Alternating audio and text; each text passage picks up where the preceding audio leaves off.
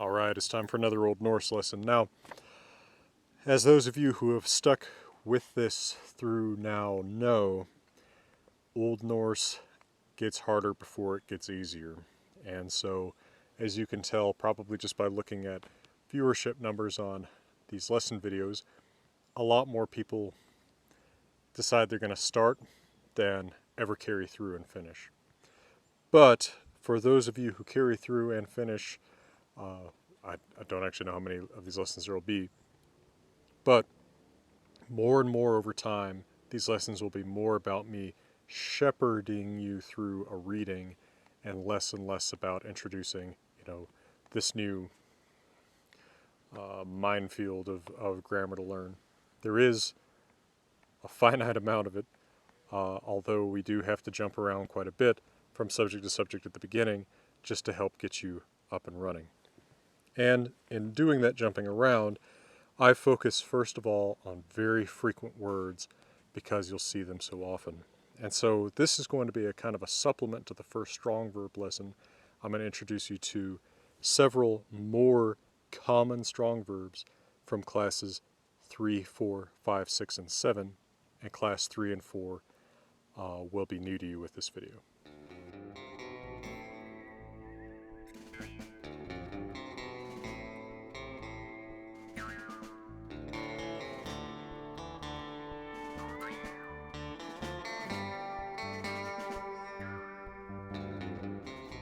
So let's start with the verbs that are in classes that you've already seen before. But as you might expect, since these are very common verbs, they have a lot of irregularities, so they won't even necessarily look like the 5, 6s, and 7s that you've seen before.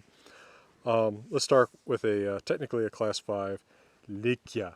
Now this is to lie, as in lie down. I almost always say lie down because otherwise people think I mean tell a lie, deceive.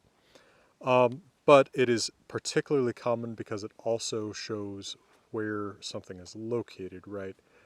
In English you can say this too, right? It lies south of Lander, or it lies north of Cody, or something like that. Lies east of the reservoir. But that sounds pretty formal in English, but it's pretty normal in Old Norse, which is part of what makes Likia so common.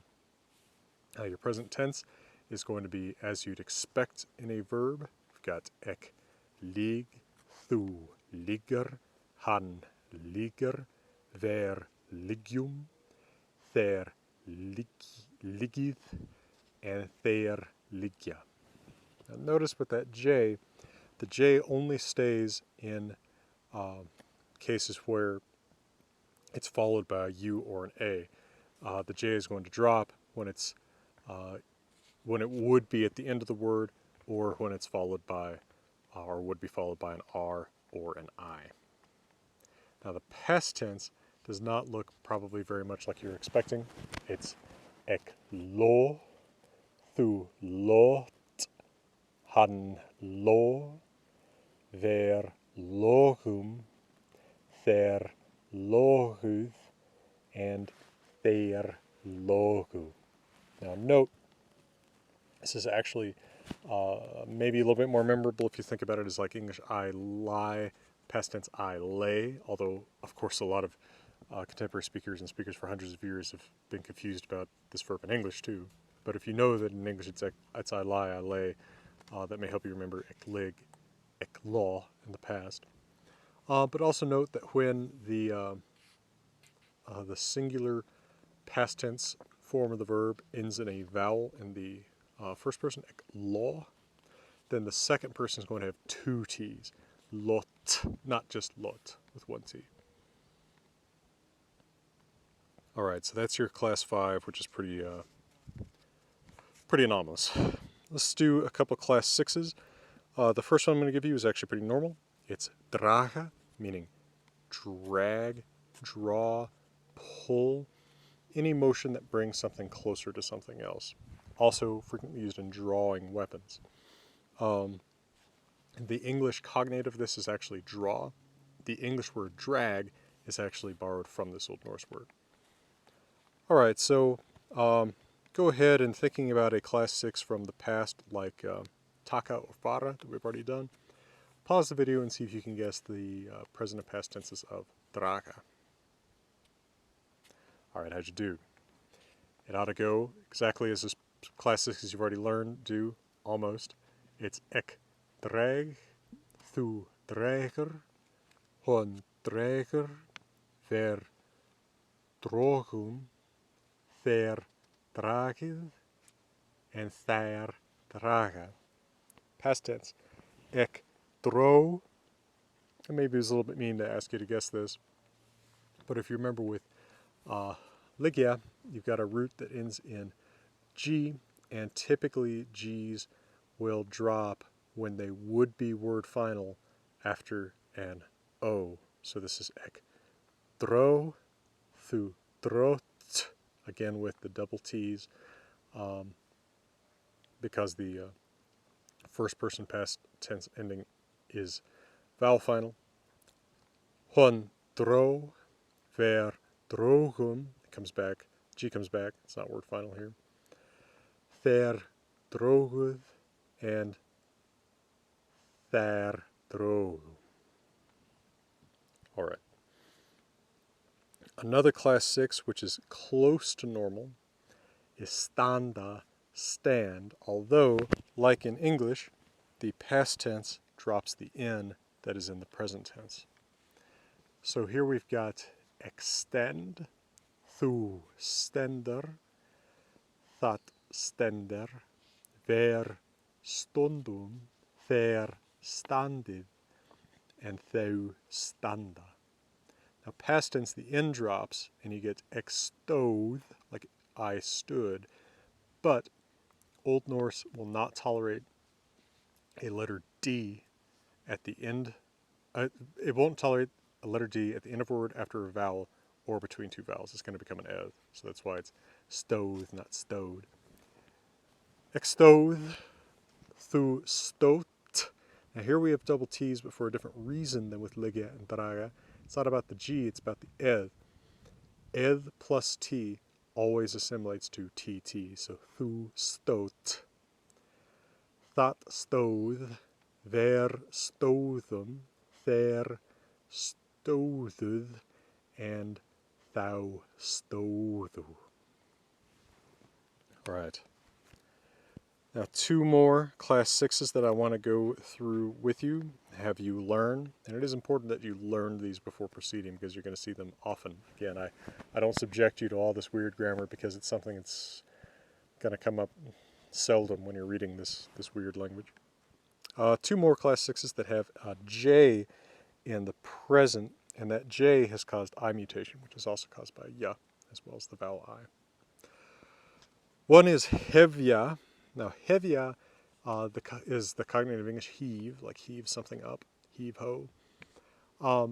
It is particularly common also in our readings because it means begin, right? When you begin something, you heave it. All right, so what you've got here is ek hef, þú hefur, hann hefur, ver hefjum, þeir hefið, and þeir hefja. Notice again, the rule with the J drops when it would be word final or when it comes before an R or an I, but it doesn't drop before U and A. But then the past tense actually looks like a class 6.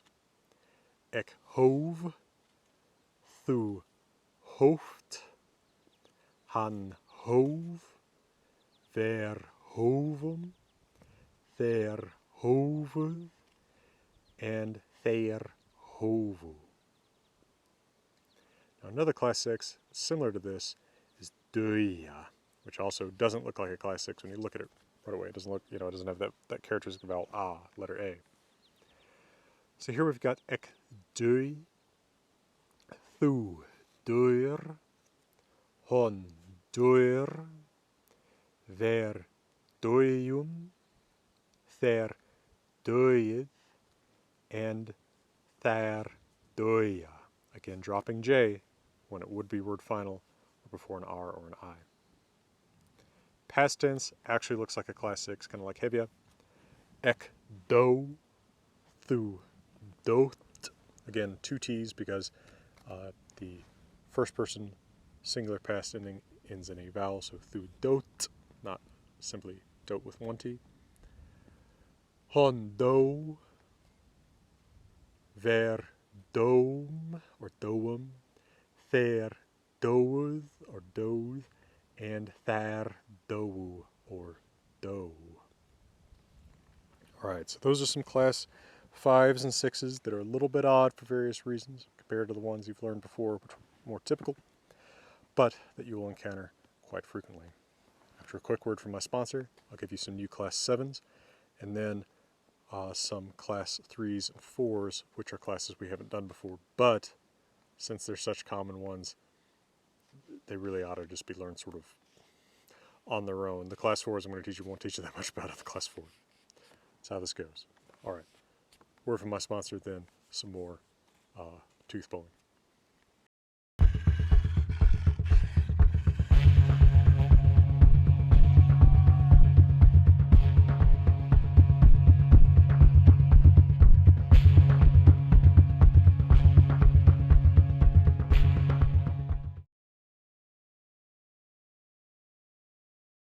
All right, let me give you some class 7s, which you know are just weird from class 7 verb to class 7 verb. There's not much consistency between them. Hogva, the chop. This is the verb used with cutting weapons, swords, axes, etc. Ek, hig, thu, higger, that, higger, ver, hogum, ther, hogvith, and thou, hogva. Notice V, like J, will drop before certain endings.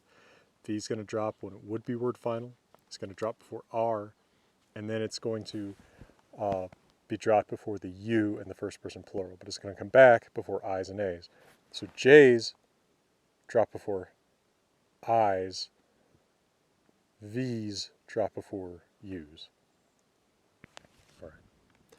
And then past tense, ek hyo, thu hyot, two T's of course. That hyo, ver hyogum, ther hyoguð, and thou hyogu. Another good class 7 is falla, fall. Present tense, ek fell, thu feller, han feller, ver follum, ther fallið, ther falla. Do not be deceived by the fact that this looks like the past tense of English, right? Fell, I fell, but ek fell means I fall, because we've got the root fall, and then I umlaut in the root, because it's the present tense of a strong verb. Past tense, ek fell, one of the few cases where you've got the same form in the present and past in Old Norse. Thu felt, han fell, ver fellum, ther felluð, ther fellu. Bua means to live in, to inhabit, to dwell, right? In Old Norse, liva is an I-type weak verb. Liva just means live as in actually be alive. But bua means live in the sense we say in English, I live in Wyoming, or I live in that house over there. So, bua, ek bi, thu bir, hon bir, ver buum or boom, ther buið, and thar bua. Past tense, ek bio, thu biot, hon bio, ver bjöggum, ther bjögguð, and thar bjöggu. Another class 7 to learn is let, lota. Now this is often used with rulers or other powerful people telling somebody else to do something. So in Old Norse, you don't tell someone to build, you let someone build. That means order them to. But also it has meanings of let, like in English, like I let the dog run free or something like that, or I let I let my intentions be known, that kind of thing. A pretty wide-ranging verb with a lot of uses. This is maybe the most forgiving of class 7s because it's more or less what you'd expect. Present tense, ek laat, thu later, that later, ver lotum, their lotith, and thou lota.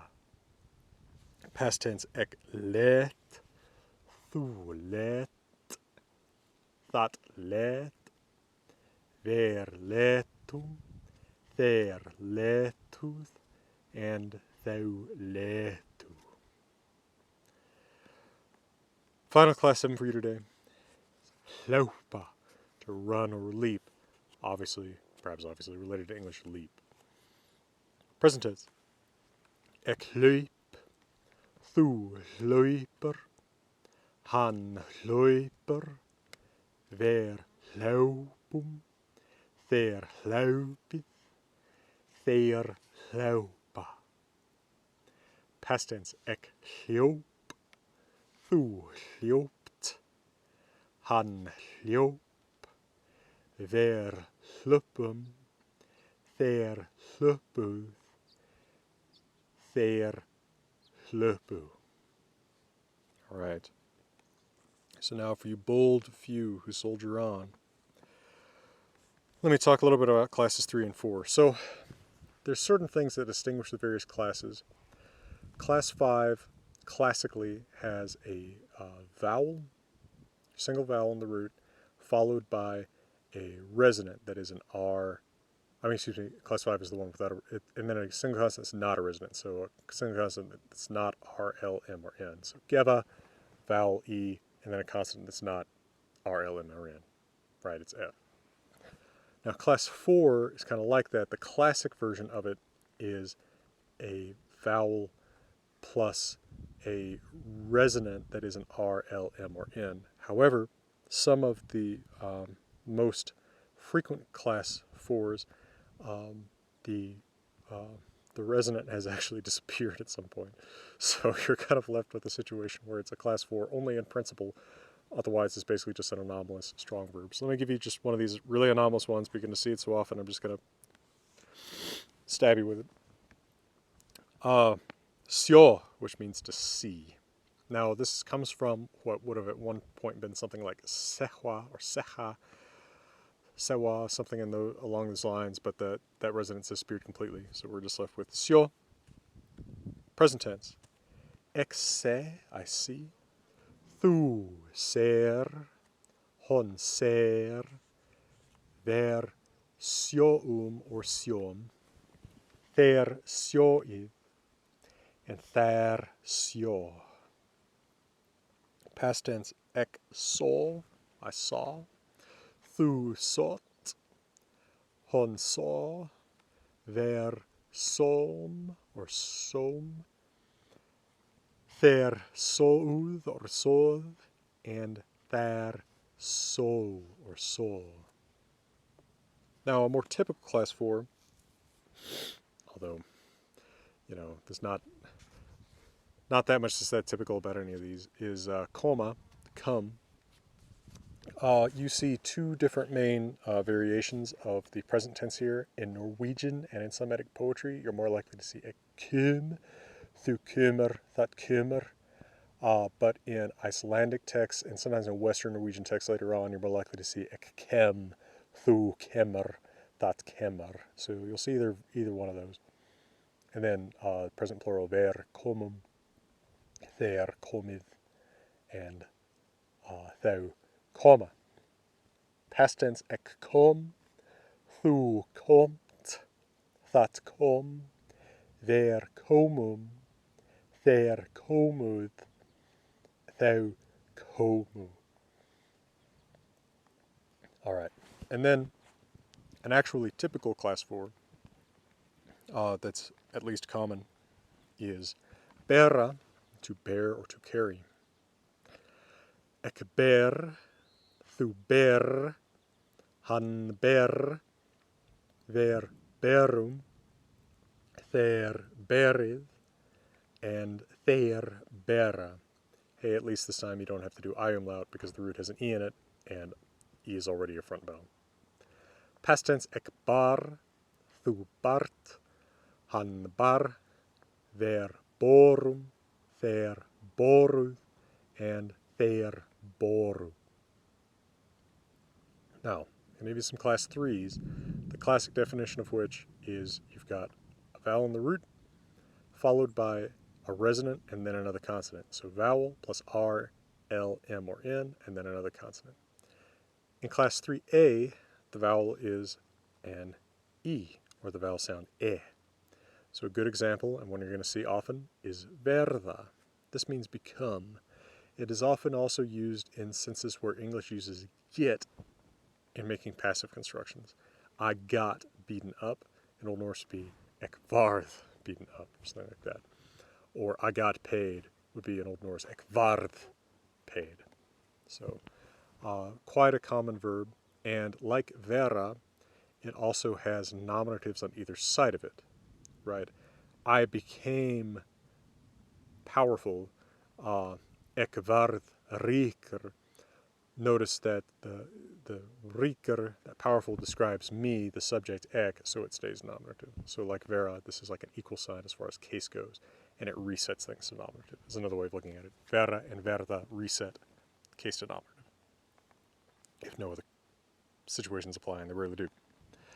So present tense, there's no I umlaut, so this is that. Ek verð, thu verður, hon verður, ver verðum, þeir verðið, and þær verða. Past tense, ek varð, thu vart. Notice here we've got the eth dropping because eth would turn into a T next to a T, and then we activate our 3 consonant rule where the middle consonant of 3 is very likely to drop, especially if it's the same as a consonant preceding or following it. So thu vart looks exactly like the past second person singular of vera, but these verbs are also used in many similar ways, so that's not a huge confusion. Hon varð, and then ver urðum, þeir urðuð, and þær urðu. The reason for this is that V in Old Norse always drops before rounded vowels, in other words, before U, O, I, and Ö.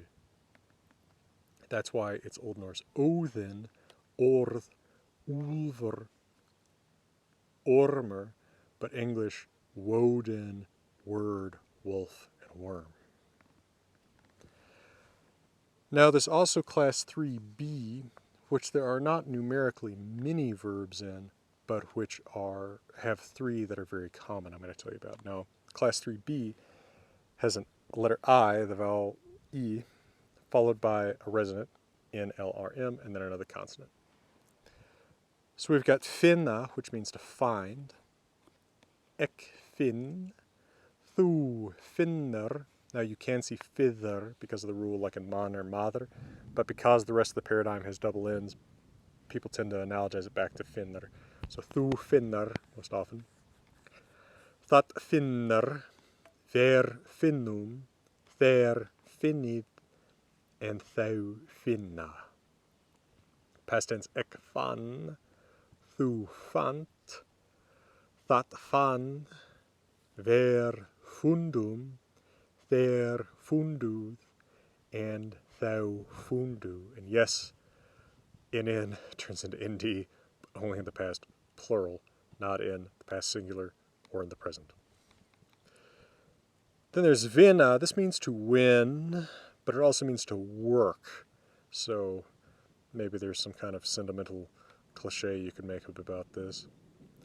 But it's ek vin in the present, thu vinner, han vinner, ver vinnum, þeir vinnið, þeir vinna, ek van in the past, thu vant, han van, ver unum, again, V's disappear before U's, þeir unuð, and þeir unu. And then one last one, and I promise it is worth learning these, even with all their weird irregularities, because you can see them all the time. Binda, to bind. Ek bind. Thu binder. Hon binder. Ver bindum. Ther bindid. Thar binda. Past tense, and I'm sorry about this. Ek bat. Thu bat. Hon bat. Ver bundum. Ther bunduð. And thar bundu. Now, learn these verbs. Remember that fundamentally, the present tense is kind of the same for all strong verbs. You've got I umlaut in the present singular. If there's a vowel to I umlaut, the endings are always the same. The main irregularities are in how their past tenses are formed. One way a lot of people do this, learn this, is they learn the so-called principal parts. So if you think of the verb as a square with four corners, you've got your present side and your past side, and then your singular top and your plural bottom. So you've got a singular present, singular past, plural present, plural past, or you can organize it with the axes on the different sides if you want. But learn one form from each one of those corners, and then you can predict the forms, all the other forms in that corner, right? So if you learn just the third person singular present, third person singular past, third person plural present, and third person plural past, then you can predict all the other forms based on those. So I will also give you here a chart with the principal parts of all the verbs that we've learned so far, organized by type. Those will be on some slides, so pause to look at them. And then pause for our longest reading selection yet. It's a weird little story from the saga of Egil One Hand, who's distinct from Egil Skallagrimsson. Egil One Hand is a mythical hero. Egil Skallagrimsson is from one of the sagas of Icelanders. Weird little story, just a section that happens to have most of these verbs, so that's kind of convenient. And learn these verbs. I promise they'll come up a lot. I promise the more you work on dedicating this really critical, common stuff to memory now, the less you will suffer later when you are looking up these forms all the time if you haven't learned them before. So go forth, do well. You have my best wishes. If you're on Patreon, send me questions or ask for clarifications or more information about something if you have to. And for now, beautiful Wyoming, wishing you all the best before I fall off this cliff or one of these hornets stings me or I get struck by some of this lightning.